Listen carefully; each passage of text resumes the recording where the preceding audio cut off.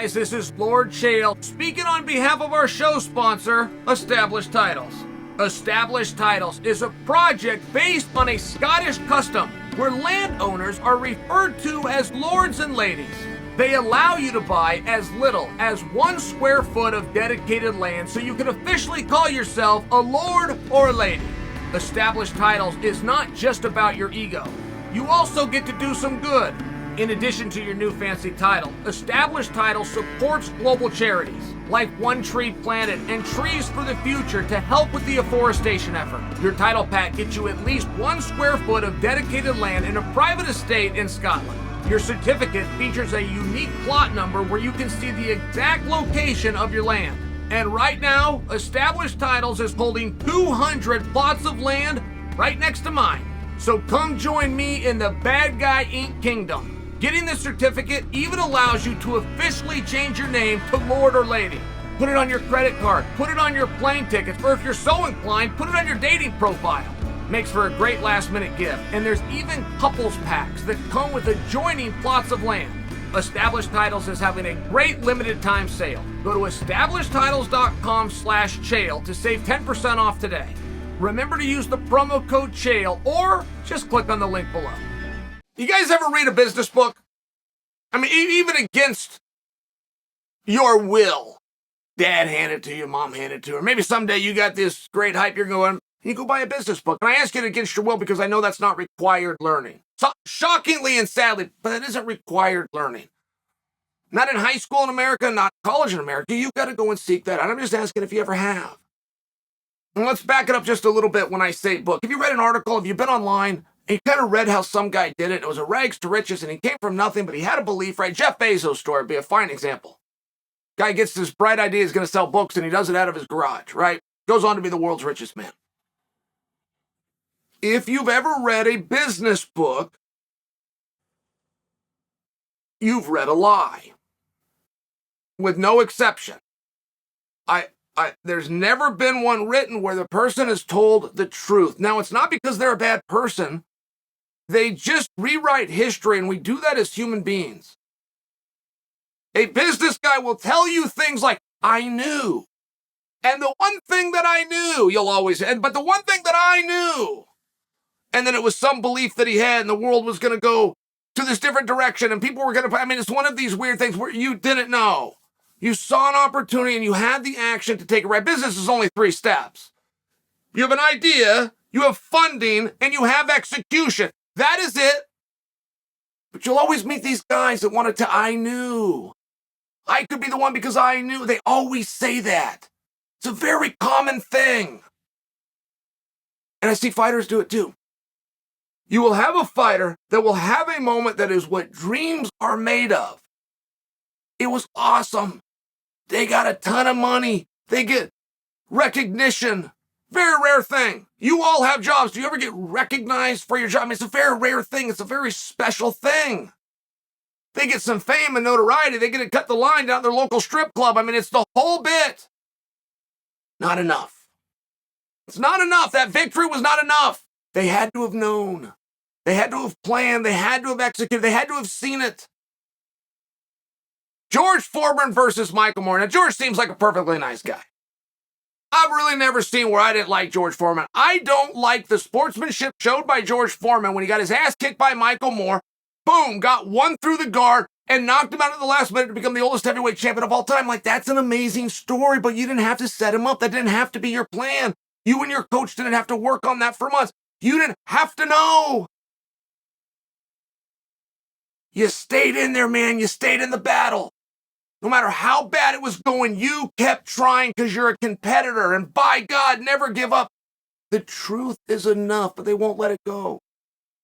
George has to tell the story that he set up that punch all night long. He kept hitting more, but he never, see, this is George's story. He never turned his hand over. It adds 3 to 4 more inches. He never, all night long, he was hitting him here. So he was throwing the range off. And he waited until Moore got comfortable with the range. But then he went further, and that's how he knocked him out. He's just like, please, golly, please stop. Stop.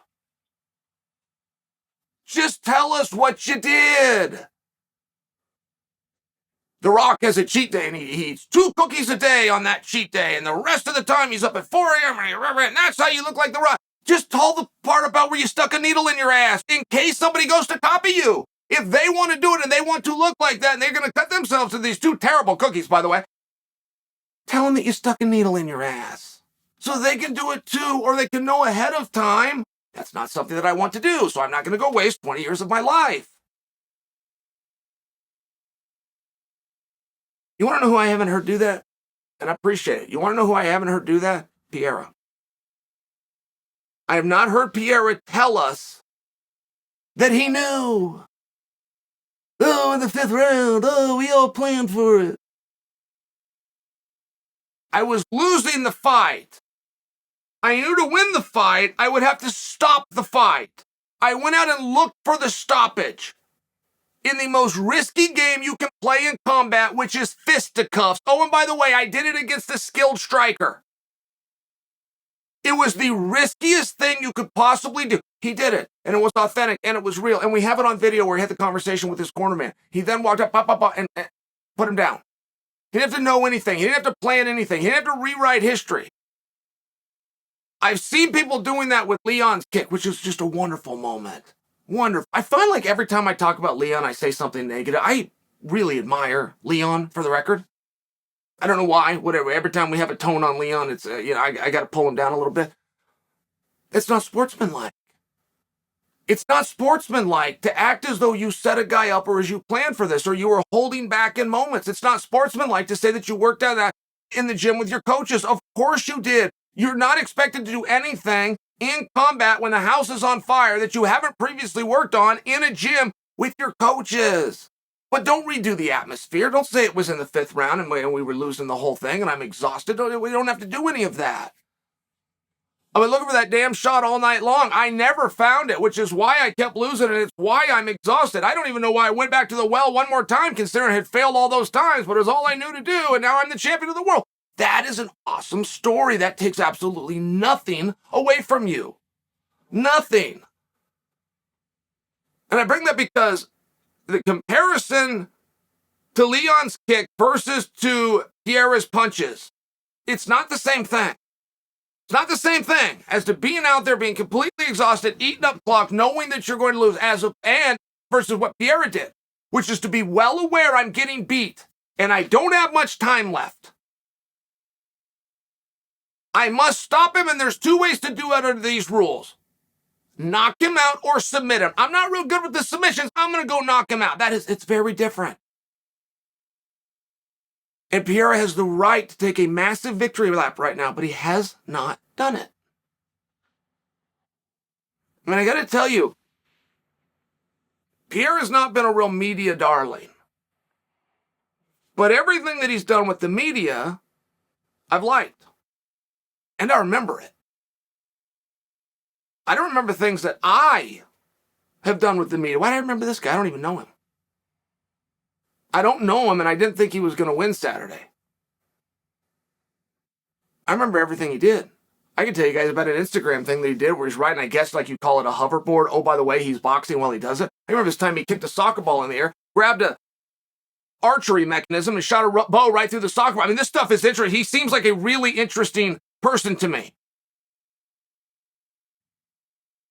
But he hasn't lied. He didn't disrespect his opponent. Doesn't matter how much you don't like your opponent. Disrespect him, that's a whole different deal. That's a whole nother game. The sport of football drives me crazy. Crazy. I could never coach it. I can hardly watch it. And they only do 2 things. They do 2 things. One is they run onto the field. I watch these college, I watch them run out there jumping up and down. No good athlete in the history of Earth would behave that way.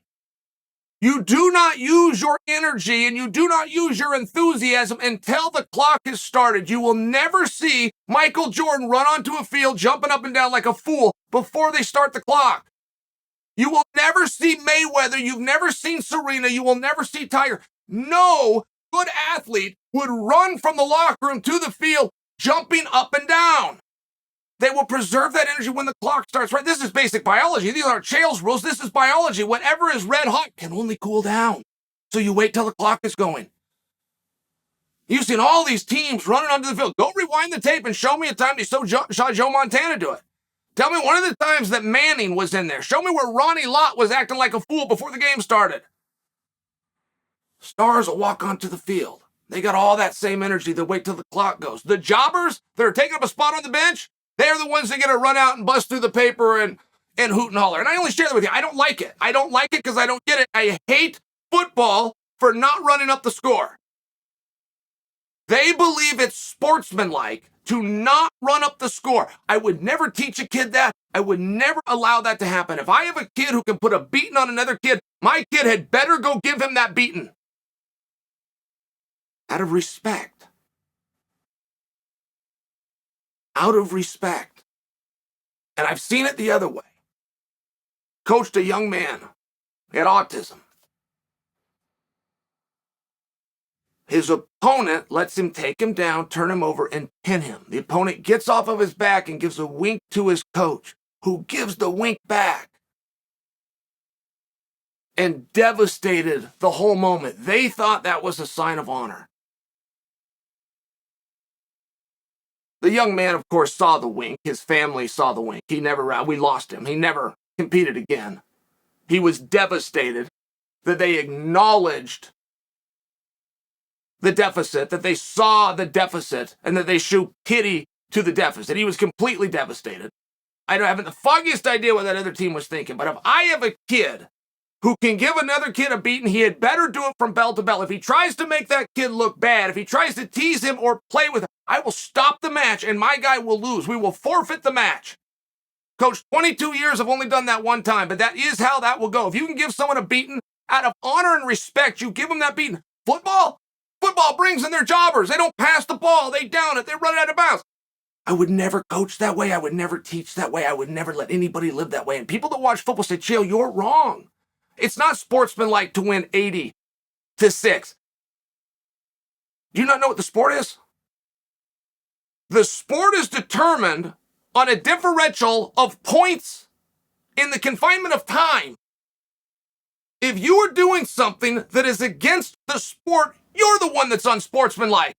And if you can beat them 105-3, you better beat them 105-3. Or you're giving a terrible message to your athletes. You're giving a terrible message to the kids. Those are my opinions. They're not shared by everybody. But when I watch athletes in a moment of victory trying to rewrite what got them there, it's like the prick that sold the business book because he knew something. We trusted you. We admired you. We bought your book. And now you've lied to us.